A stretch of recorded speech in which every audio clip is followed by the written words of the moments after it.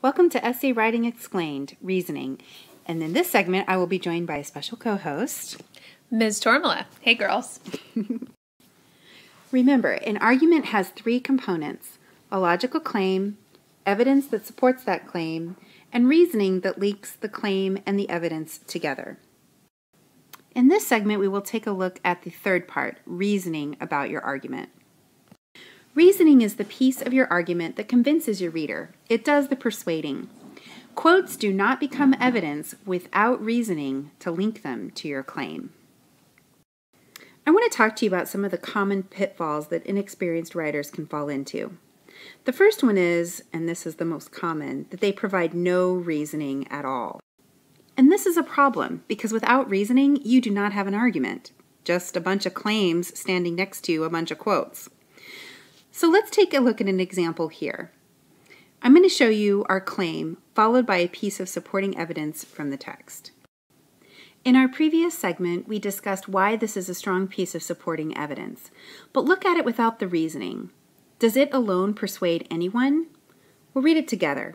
Knowles heightens the tension in his most emotionally charged scenes by juxtaposing them against straight-laced, conservative, uber-traditional background settings. In doing so, Knowles creates a state of contention which hints at looming emotional turmoil. Knowles writes, "He turned away, and I followed him into an underfurnished dining room of high-backed chairs, rugless floor, and cold fireplace." Standing alone, this evidence really doesn't convince anyone of anything. It needs reasoning to persuade. Which leads us to our second common pitfall, and that is that repetition is not reasoning. For example, suppose that our claim was followed by the evidence below. Knowles writes, "He turned away and I followed him into an underfurnished dining room of high-backed chairs, rugless floor, and cold fireplace."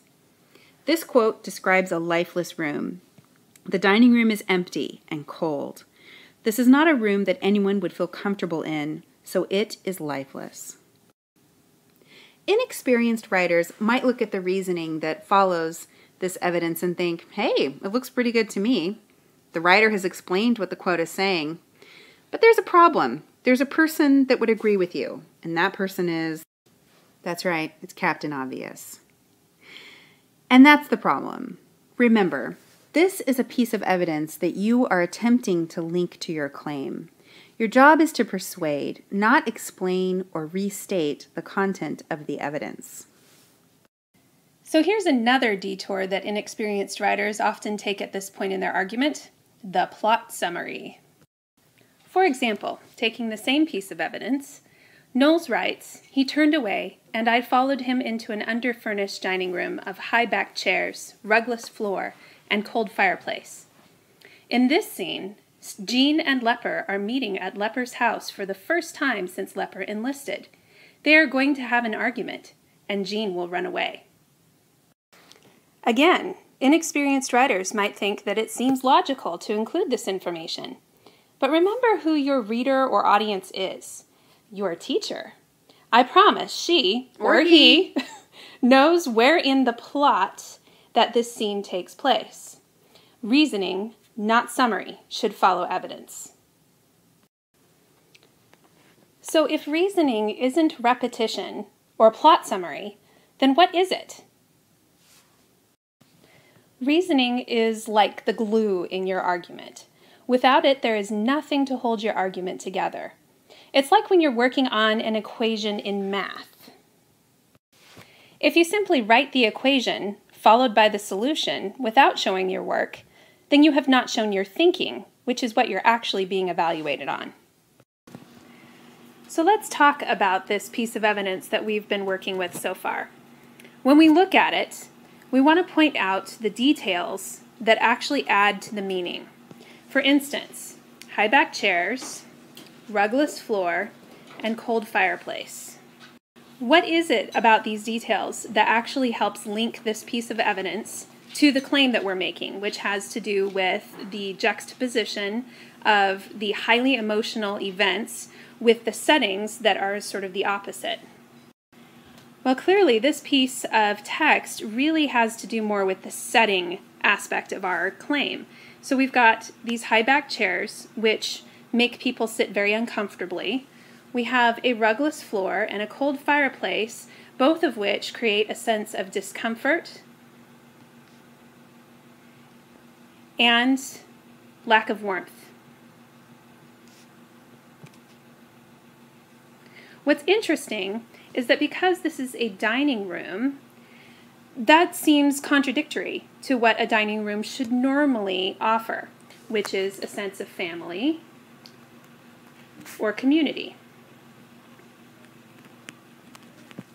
So now we have to put all of these pieces together by reasoning about how this setting connects to our claim. So now let's put it all together into a much better example of reasoning. Knowles writes, "He turned away, and I followed him into an underfurnished dining room of high-backed chairs, rugless floor, and cold fireplace." Knowles highlights the sparse, uncomfortable furnishings of the room. High-backed chairs discourage guests from sitting too long.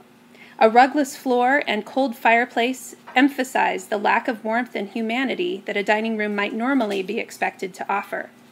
By having Jean and Lepper begin their emotionally charged confrontation in this austere, uncomfortable environment, Knowles builds tension toward the brewing emotional storm that lies ahead. Let's take a look at how we did this. So, in our very first sentence, we talk about how Knowles highlights the sparse, uncomfortable furnishings, the high-backed chairs that discourage guests from sitting too long, the rugless floor, and the cold fireplace. And even though technically we are repeating elements from the quote, we're not just simply laying them out there or restating them for our audience. We are reinforcing how he is using these elements. Discouraging guests from sitting too long. Emphasize the lack of warmth and humanity. So it's not that you're never permitted to repeat an element of the quote. It's just that repetition alone is not reasoning. Let's take a look at the second sentence here. This actually offers a little bit of context.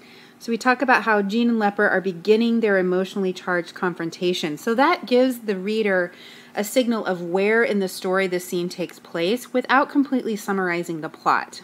There's a difference there.